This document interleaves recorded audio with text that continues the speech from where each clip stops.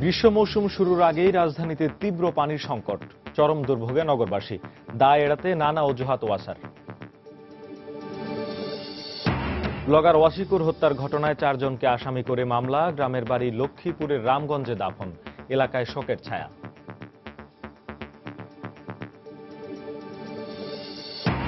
অত্যাচার নির্যাতনে বাড়ি ছাড়া বরগুনার 14টি হিন্দু পরিবারকে বসতভিটায় ফেরত আনার কাজ শুরু করেছে স্থানীয় প্রশাসন। মোবাইল ফোন ব্যবহারে উন্নয়ন সারচার্জ আরোপে অখুশি অপারেটররা। গ্রাহকরা বলছেন, উন্নয়নে কাজে লাগলে বাড়তি টাকা দিতে আপত্তি নেই। এবং গঠনতন্ত্র ভেঙে আইসিসির চেয়ারম্যানকে দিয়ে বিশ্বকাপ ট্রফি দেয়ায় দেশ বিদেশের গণমাধ্যমে সমালোচনার ঝড়। তীব্র নিন্দা দেশের ক্রিকেট সংশ্লিষ্টদেরও।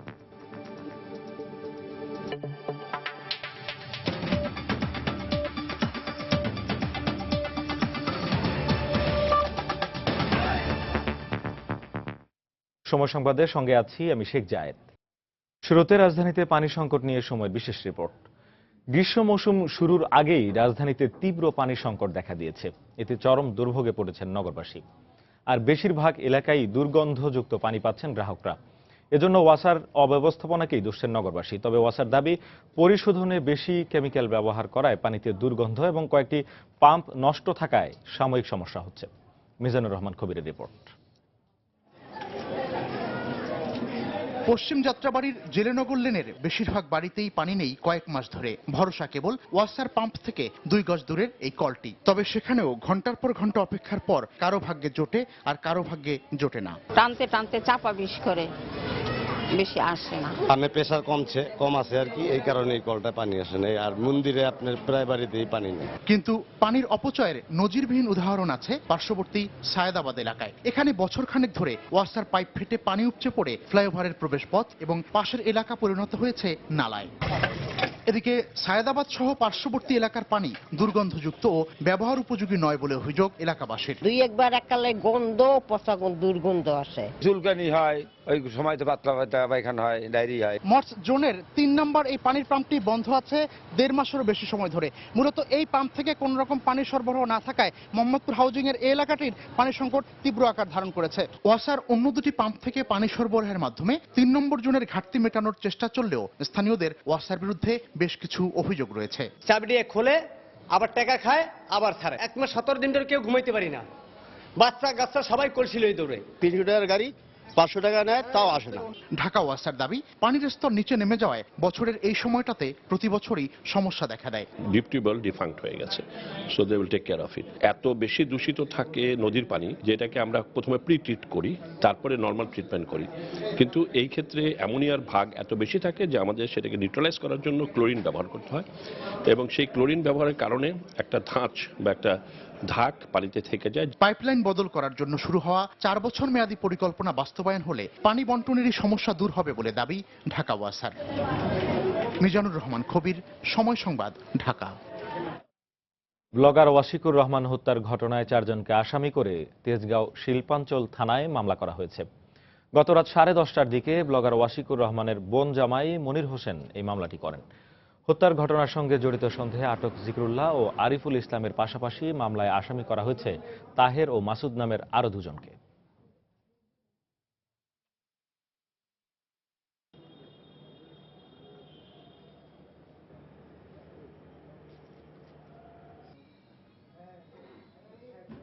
ওনারা স্পটে 2 জনকে ধরছে, ধরা ওনাদের 2 জনের স্টেটমেন্টে আরো 2 জনের নাম আসছে, 4 জনকে আসামি করা হয়েছে। আমার ভাই মারা গেছে, আমি তো চাইলে আমার ভাইরে ফিরে পাইতাম না, কিন্তু আমি এর সঠিক বিচার চাই। যেভাবে সঠিক সুষ্ঠু বিচার হয়, দোষীদের বিচার হয়, সেটাই চাই। আসামি 2 জন গ্রেপ্তার আছে, সেই বাকি যে 2 জন আরো আছে এজাহারে, সেই 2 জনকে গ্রেপ্তারের লক্ষ্যে এবং অন্যান্য আনুষঙ্গিক সহযোগী আসামি গ্রেপ্তারের লক্ষ্যে তদন্ত কার্যক্রম অব্যাহত আছে। এদিকে ওয়াশিকুর রহমানের লাশ তার নিজ বাড়ি লক্ষ্মীপুরের রামগঞ্জে পারিবারিক কবরস্থানে দাফন করা হয়েছে। সকাল 9টার দিকে উপজেলার হাজিপুর গ্রামের উত্তর হাজিপুর দাইগড়া মসজিদ মাঠে ওয়াশিকুরের জানাজা অনুষ্ঠিত হয়। পরে গ্রামের আব্দুল করিম হাজি বাড়ির পারিবারিক কবরস্থানে দাফন সম্পন্ন হয়। গতকাল সকালে রাজধানীর তেজগাঁও বেগুনবাড়ি এলাকায় ব্লগার ওয়াশিকুর রহমানকে কুপিয়ে হত্যা করা হয়।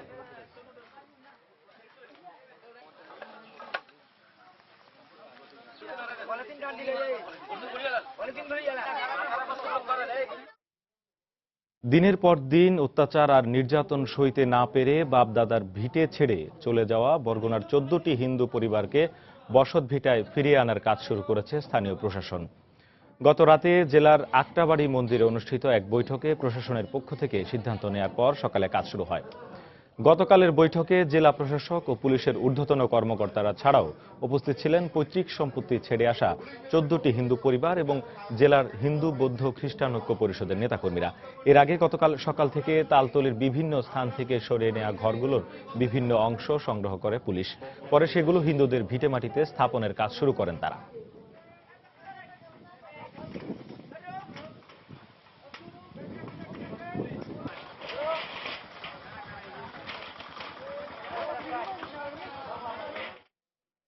ঋতুরাজ বসন্তের আগমনী বার্তা এখন জাপানের প্রকৃতি জুড়ে। চেরি ফুলের শুভ্রতাই জানিয়ে দিচ্ছে হানামির উৎসব বার্তা।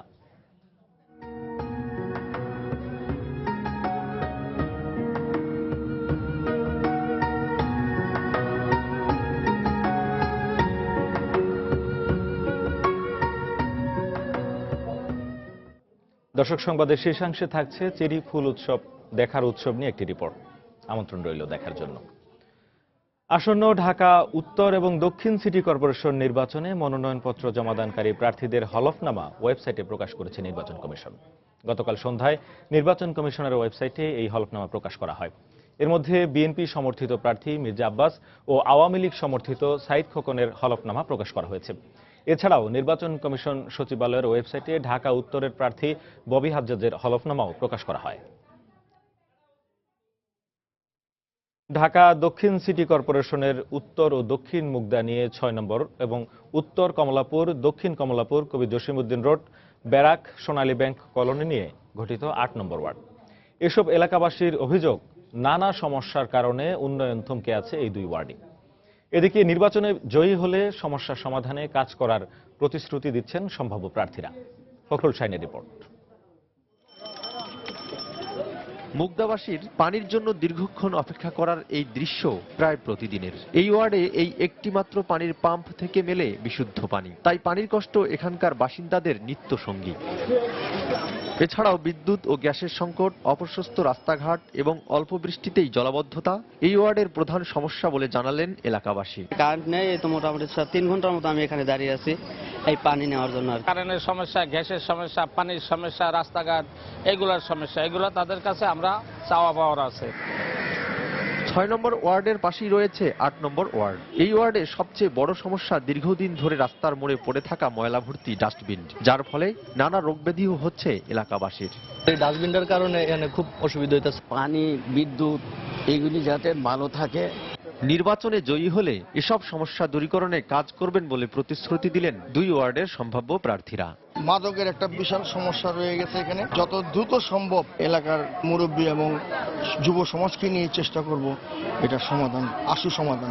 স্থায়ী কাঁচা বাজার, কমিউনিটি সেন্টারকে আরও আধুনিকায়ন, জলাবদ্ধতা দূরীকরণ সহ এলাকাবাসীর সকল সমস্যার কার্যকর ভূমিকা পালন করা। এই দুই ওয়ার্ডে মোট 3 লক্ষ লোকের বসবাস, যার মধ্যে ভোটার রয়েছেন প্রায় 1.5 লক্ষ জন, যারা মোট 23টি কেন্দ্রে ভোট দেওয়ার সুযোগ পাবেন। এলাকাবাসীর অভিযোগ, নির্বাচনের আগে নানা প্রতিশ্রুতি দিলেও ভোটে জয়লাভ করার পর সব কথাই ভুলে যান প্রার্থীরা। তবে আসন্ন ঢাকা সিটি নির্বাচনে বিজয়ী প্রার্থীরা দীর্ঘদিনে জমে থাকা সমস্যাগুলোর সমাধান করবে, এমনটাই প্রত্যাশা স্থানীয়দের। ফখরুল শাহিন, সময় সংবাদ, ঢাকা। সময় সংবাদে আরো থাকছে, সাক্ষী হাজির করতে বারবার রাষ্ট্রপক্ষের ব্যর্থতা। চট্টগ্রামের বহুল আলোচিত লালখান বাজার মাদ্রাসায় গ্রেনেড বিস্ফোরণ মামলার ভবিষ্যৎ অনিশ্চিত। এবং পয়লা বৈশাখকে সামনে রেখে বরিশালের পাইকারি বাজারে দফায় দফায় বাড়ছে ইলিশের দাম। চাহিদা বাড়ায় এই ধারা অব্যাহত থাকবে বলছেন বিক্রেতারা।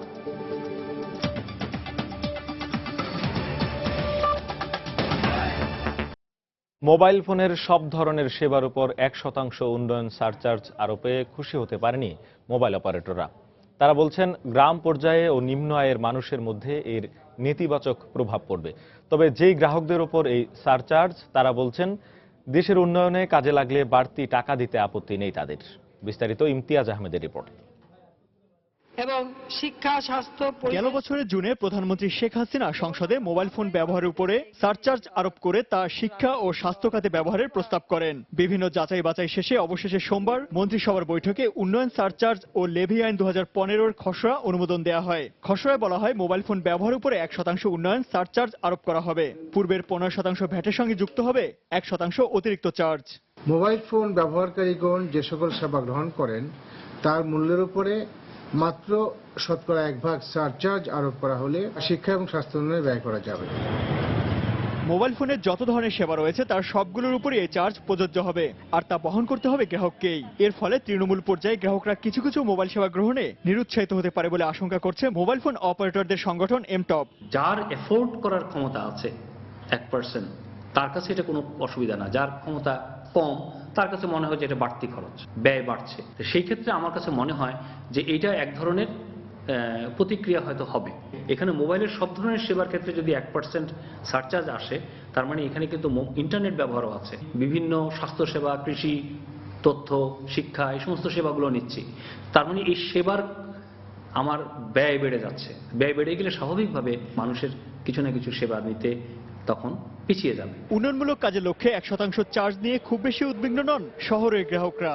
1% ওনারা কেটে নিবে, এটা যদি কোনো কারো উপকার হয়, কোনো ভালো কাজে লাগে, তাহলে আমাদের কোনো অসুবিধা নেই। শিক্ষা খাতে হয় বা বিভিন্ন খাতে, যেমন চিকিৎসা খাতে হয়, এইসব খাতে যদি সরকার ভর্তুকি দেয় আমাদের এই ফোনের টাকাটা নিয়ে, তাহলে আমরা অবশ্যই এটা ভালো চোখেই দেখি। প্রত্যেকের কাছ থেকে 1 টাকা করে গিয়ে এটা হচ্ছে যে যখন সম্মিলিতভাবে একটা বিশাল রূপ নিবে, তখন এটা দেশের ভালো কোনো কাজে লাগতে পারে।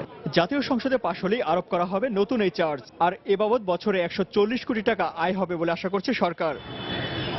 ইমতিয়াজ আহমেদ, সময় সংবাদ, ঢাকা। রাষ্ট্রপক্ষ বারবার সাক্ষী হাজির করতে ব্যর্থ হওয়ায় চট্টগ্রামের বহুল আলোচিত লালখান বাজার মাদ্রাসায় গ্রেনেড বিস্ফোরণ মামলার ভবিষ্যৎ অনিশ্চিত হয়ে পড়েছে। মামলার বিচার শুরু হলেও সাক্ষ্য গ্রহণ পর্যায়ে এসে স্থবির হয়ে পড়েছে কার্যক্রম। আদালত থেকে 18 বার সমন জারি করা হলেও কোনো সাক্ষী উপস্থাপন করা যায়নি। অথচ চাঞ্চল্যকর মামলা হিসেবে দ্রুত নিষ্পত্তির জন্য মামলাটি বিভাগীয় দ্রুত বিচার ট্রাইব্যুনালে পাঠানো হয়েছিল। বিস্তারিত জানাচ্ছেন কমল দে। আলোড়ন সৃষ্টিকারী এই মামলায় আসামি হিসেবে রয়েছেন হেফাজতে ইসলামের নায়েবে আমির মুফতি ইজাহারুল ইসলাম এবং তার ছেলে সাহিত্য ও প্রশিক্ষণ বিষয়ক সম্পাদক মুফতি হারুন সহ 9 জন। চট্টগ্রামের প্রথম অতিরিক্ত মহানগর দায়রা জজ আদালতে গত বছরের 6 জুন 9 আসামির বিরুদ্ধে চার্জ গঠনের পর মামলাটি দ্রুত নিষ্পত্তির সিদ্ধান্ত নেয় সরকার। সেই অনুযায়ী মামলার নথি বিভাগীয় দ্রুত বিচার ট্রাইব্যুনালে প্রেরণ করা হলো। সাক্ষী না আসায় মামলার কার্যক্রম স্থবির হয়ে পড়েছে। এ পর্যন্ত 18টা ডেট চলে গিয়েছে, কোনো সাক্ষী এ পর্যন্ত আসে নাই, এবং এইভাবে সাক্ষী না আসার কারণে মামলাটার ভবিষ্যৎ নিয়ে আমি ব্যক্তিগতভাবে শঙ্কিত।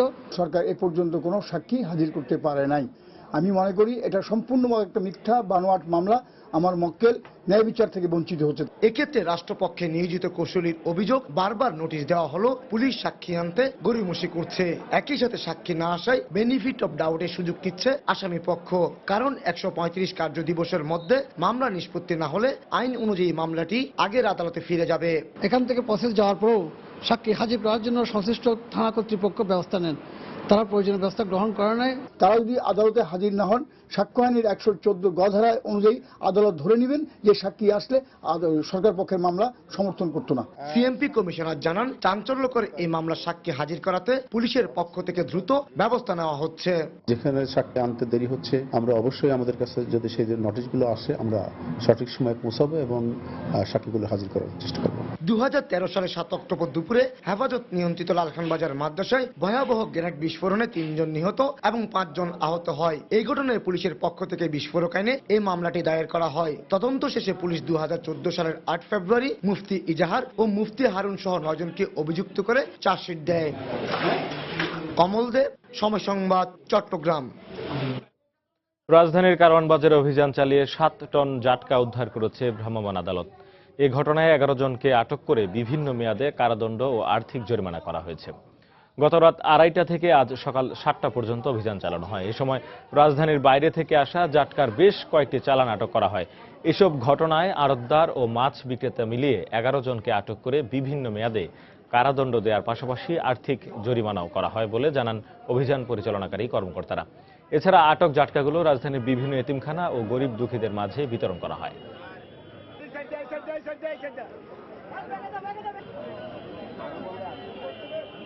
এখন যেটা আছে, যেটা হয়তো 100 গ্রাম, সেটা হয়তো আর 4 মাস পরে বা 3 মাস পরে আমি ধরতাম সেটা 1 কেজির উপরে চলে যেত। এই ধরনের অসুবিধা আমাদের কি পরিমাণ ক্ষতি করছে তা অনুমেয়। মৎস্য কর্মকর্তা এবং মেরু সহ আমরা এই অভিযানটি পরিচালনা করি এবং এতে আমরা মোট প্রায় 11 জনকে এই সংক্রান্ত কাজে গ্রেপ্তার করি। এদিকে পহেলা বৈশাখকে সামনে রেখে বরিশালের পাইকারি বাজারে দফায় দফায় বাড়ছে ইলিশের দাম। ইলিশের মন এখনই 1,40,000 টাকা। আস্তে আস্তে ইলিশ চলে যাচ্ছে সাধারণ মানুষের ক্রয় ক্ষমতার বাইরে। এদিকে বিক্রেতারা বলছেন শেষ চৈত্র পর্যন্ত ইলিশের দাম বাড়ার প্রবণতা অব্যাহত থাকবে।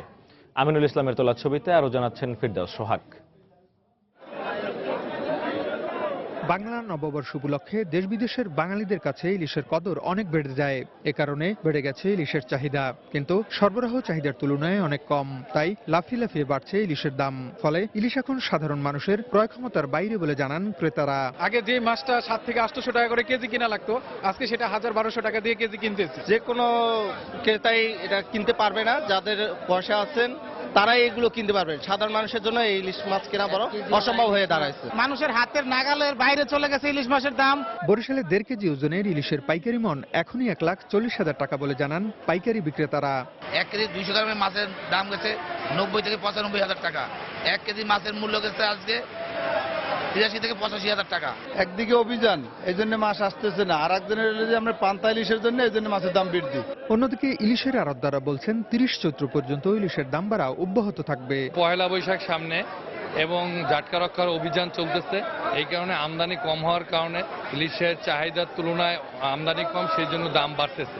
এই দামটা 30শে চৈত্র পর্যন্ত অব্যাহত থাকবে, এরপর বাজার স্বাভাবিক হয়ে যাবে।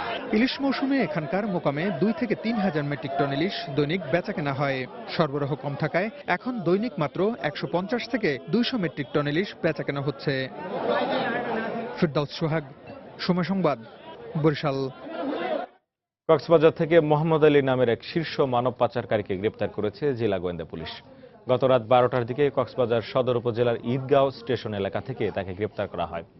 পুলিশ জানায় এ সময় সে যাত্রীবাহী বাসে করে পালিয়ে যাওয়ার চেষ্টা করছিল। গত 29 জানুয়ারি বঙ্গোপসাগরে কুতুবদিয়ায় খুদিয়ার টেক পয়েন্টে শতাধিক মালয়েশিয়াগামী যাত্রীসহ ট্রলার ডুবির ঘটনায় দায়ের করা মামলায় মূল এজাহারভুক্ত আসামি মোহাম্মদ আলী।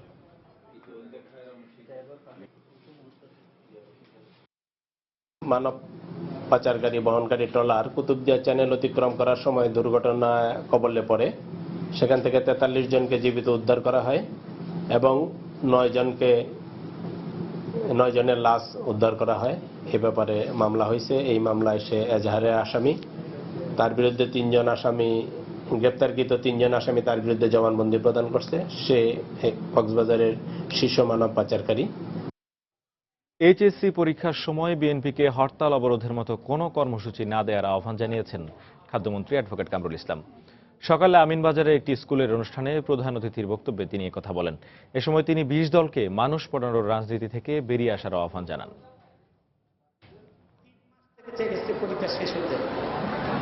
একটি গোষ্ঠী আজকে আমাদের ছাত্রছাত্রীদের পড়ালেখায় বিঘ্ন সৃষ্টি করছে। তারা নতুন বই পেয়েছে, নতুন বই তারা হাতে নিয়ে পড়তে পারে না। এই ইন্টারমিডিয়েট পরীক্ষা এখন পর্যন্ত হরতাল অবরোধ তারা প্রত্যাহার করে না, উঠায় না। নির্বাচনের জন্য ঢাকা সিটি কর্পোরেশন এবং চট্টগ্রাম সিটি কর্পোরেশন এলাকায় হরতাল অবরোধ নাই ঠিকই, কিন্তু সমস্ত বাংলাদেশে এখনো আগুনে মানুষ পুড়িয়ে মারার জন্য এই অস্ত্রটা, অবরোধের অস্ত্রটা, হরতালের অস্ত্রটা তারা এখন অব্যাহত রেখেছে। যারা মানুষ পুড়িয়ে মারে, যারা দেশকে ধ্বংসের দিকে নিয়ে যাচ্ছে, আমি তাদের প্রতি আহ্বান জানাবো, আমাদের ছেলে মেয়েদের ভবিষ্যৎ চিন্তা করে দয়া করে এই ধ্বংসাত্মক কর্মসূচি প্রত্যাহার করুন। সিরাজগঞ্জে একটি ট্রাক ও প্রাইভেট কারের মুখোমুখি সংঘর্ষে একজন নিহত এবং আরো 3 জন আহত হয়েছেন।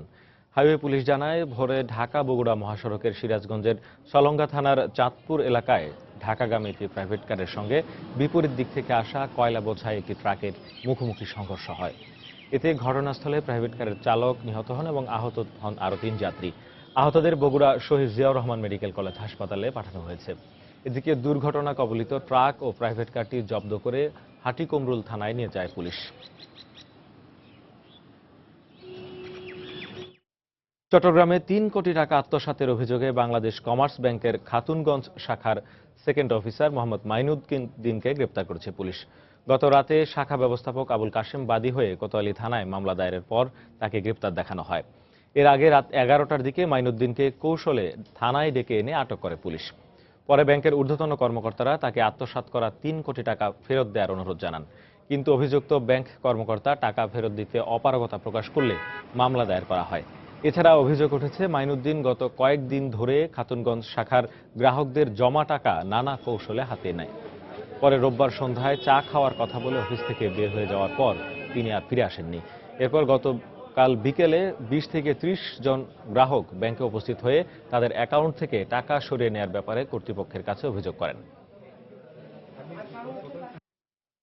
দেখতেছি 1,49,00,000 টাকা আমার লাল ফিগার, আমার পুরো সিসিটা ছিল 1,50,00,000 টাকা। তারপর এখানে যখন আসলাম বলছে আপনাদের টাকা শর্ট, ব্যালেন্স শর্ট। কি ব্যালেন্স শর্ট?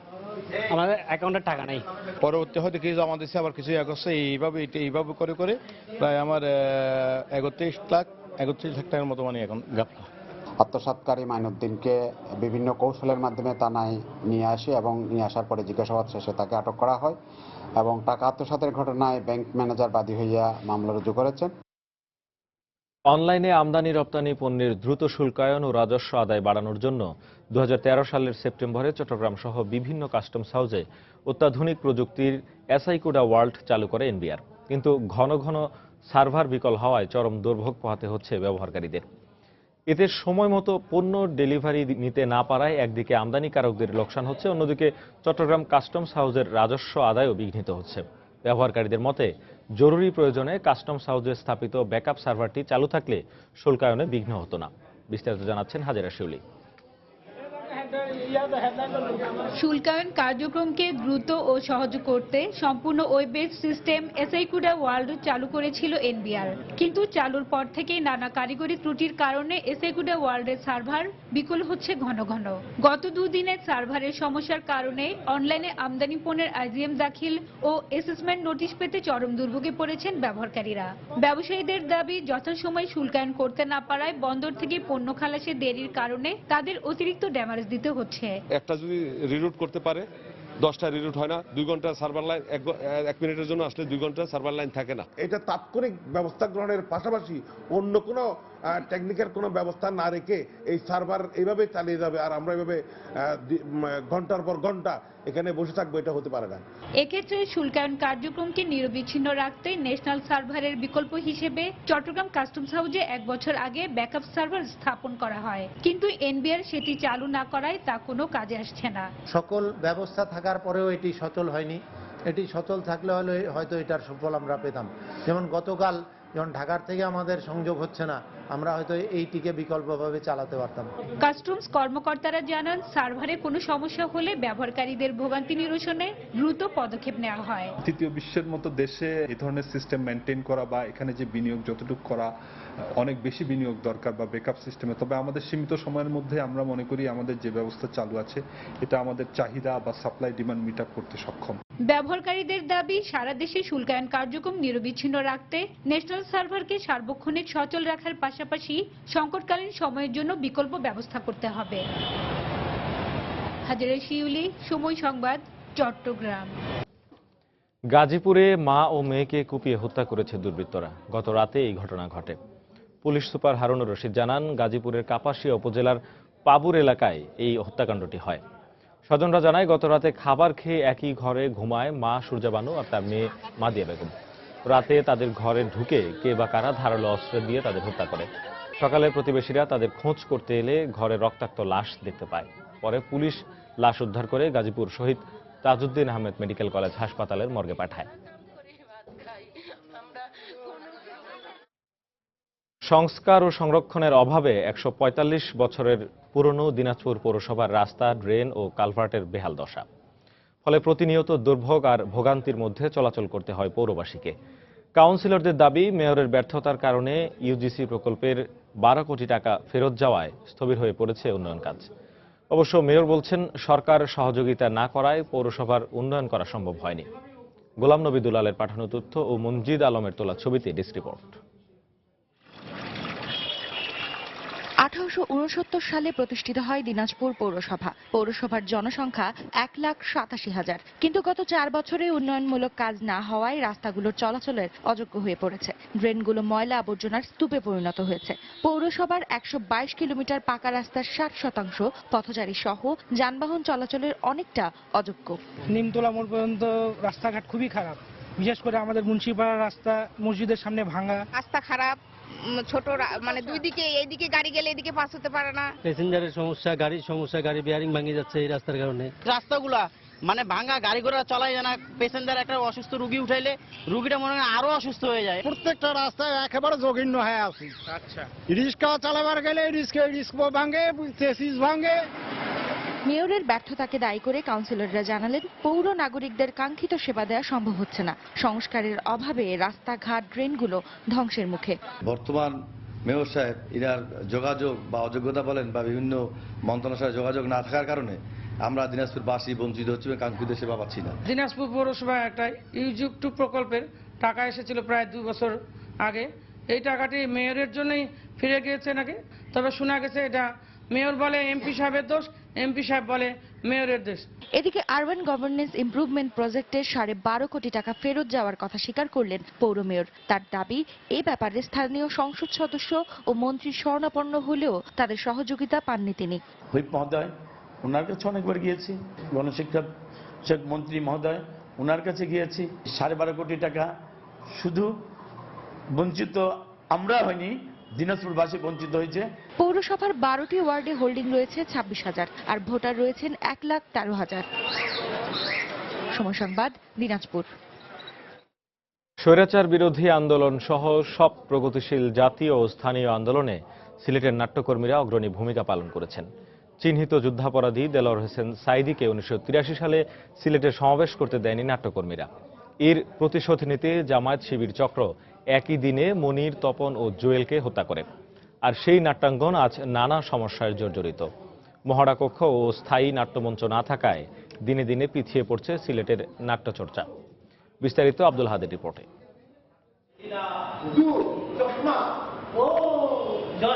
পহেলা এপ্রিল থেকে সিলেটে শুরু হচ্ছে সপ্তাহব্যাপী নাট্য উৎসব। এই উৎসবে নাটক মঞ্চস্থ করবে নান্দিক নাট্যদল। এখন প্রতিদিন চলছে নাটকের মহড়া। নাট্যদলগুলোর কোনো নিজস্ব মহড়া কক্ষ না থাকায় নগরীর নয়া সড়কের এই মন্দিরে মহড়ায় ব্যস্ত নাট্যকর্মীরা।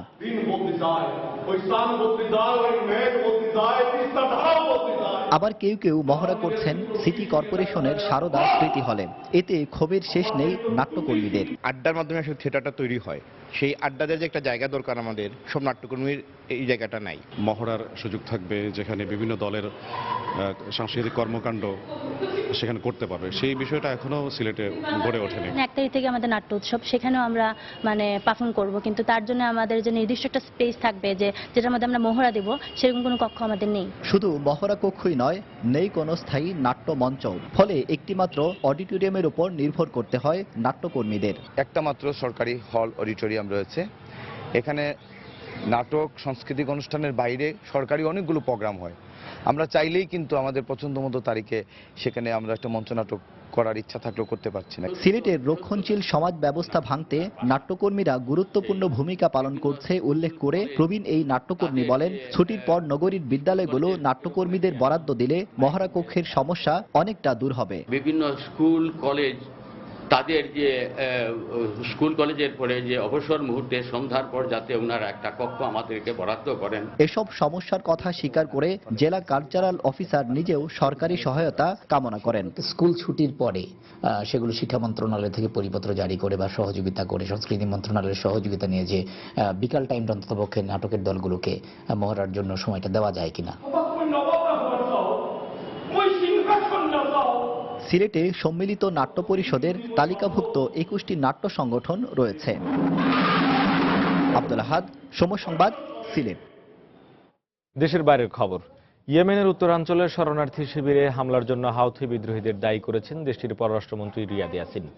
সৌদি আরবের রাজধানী রিয়াদে এক সংবাদ সম্মেলনে ইয়েমেনি পররাষ্ট্রমন্ত্রী দাবি করেন শরণার্থী শিবিরে হাউথি বিদ্রোহীরাই গোলাবর্ষণ করেছে। এ সময় তিনি আরো বলেন, ইরান সরকারই হাউথিদের অস্ত্র ও গোলাবারুদ সরবরাহ করছে। অন্যদিকে হাউথিরা তাদের দখল করা ইয়েমেনের রাষ্ট্রীয় টেলিভিশনে প্রচার করে সৌদি বিমান হামলার জন্যই ওই হতাহতের ঘটনা ঘটেছে। সোমবার চালানো ওই বিমান হামলায় অন্তত ৪৫ জন নিহত এবং বহু মানুষ আহত হয়েছে বলে বিভিন্ন আন্তর্জাতিক গণমাধ্যমে জানিয়েছে ত্রাণকর্মীরা।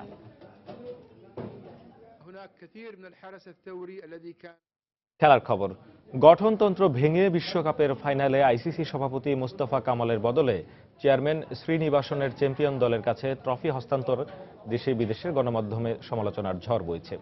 আর আইপিএলে ফিক্সিং বিতর্কে জড়িত এন শ্রীনিবাসনের এমন আচরণে নিন্দা জানিয়েছেন দেশের ক্রিকেট সংশ্লিষ্টরা। আইসিসির গঠনতন্ত্র বিশ্বকাপের চ্যাম্পিয়ন দলের হাতে শিরোপা তুলে দেবেন সভাপতি। ক্রিকেটের সর্বোচ্চ সংস্থার আইনে এমনটি থাকলেও মেলবোর্নে সেই সংবিধান ভেঙে চ্যাম্পিয়ন দলের হাতে শিরোপা তুলে দেন সংস্থাটির চেয়ারম্যান এন শ্রীনিবাসন, যার জন্য মাঠেই তাকে শুনতে হয় দুয়োধ্বনি।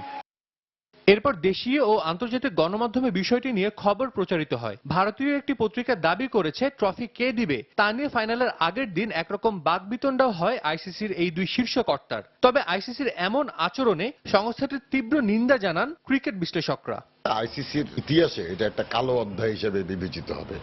এই ধরনের ন্যাক্কারজনক এবং এই ধরনের গর্হিত কাজ এখন পর্যন্ত কোনো স্পোর্টসে ঘটেছে বলে আমার জানা নাই। আইসিসির গ্রহণযোগ্যতা মোটেও বাড়েনি, বরঞ্চ কমেছে। অ্যাসোসিয়েট মেম্বার যারা আছে তারা হয়তো যথেষ্ট পেশি বলে শক্ত নয়, তারা নৈতিকভাবে কেউ এই ধরনের সিদ্ধান্ত কিংবা এই ধরনের কর্মকাণ্ড কিংবা বিগ থ্রির আবির্ভাব মনে প্রাণে কেউই সমর্থন করে বলে আমার মনে হয় না।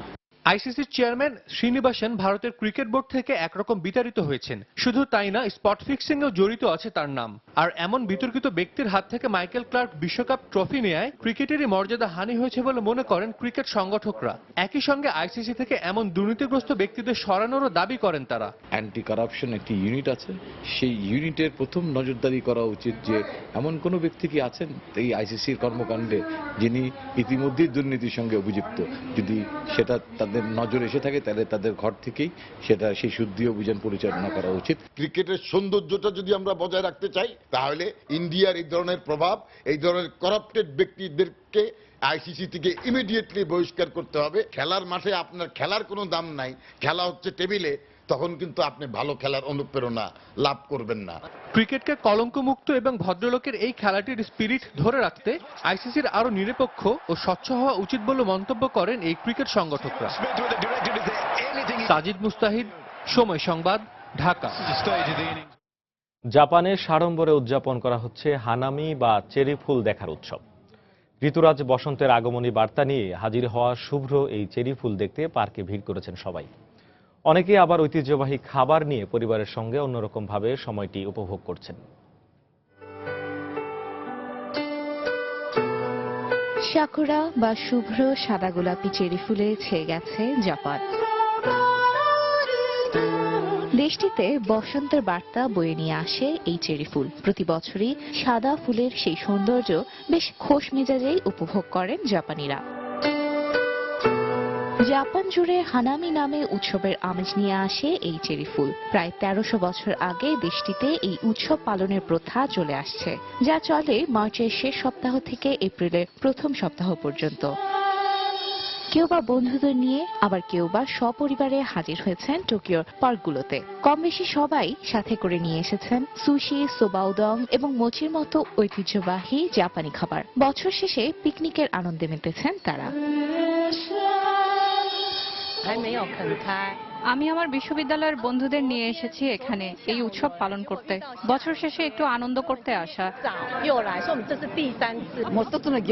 আমি ছোটবেলায় অনেক আসতাম চেরি ফুল দেখতে। আমার মনে হয় জাপান জাপানি হতো না এই সুন্দর ফুলগুলো ছাড়া।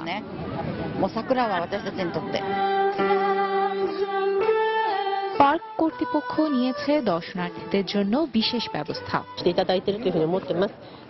আমাদের পার্কের চেরি ফুল খুবই বিখ্যাত। আমরা সব জায়গায় নানা দিক নির্দেশনার পোস্টার লাগিয়ে দিয়েছি দর্শনার্থীদের সুবিধার জন্য। এটা আসলে 2020 সালের অলিম্পিকের প্রস্তুতি।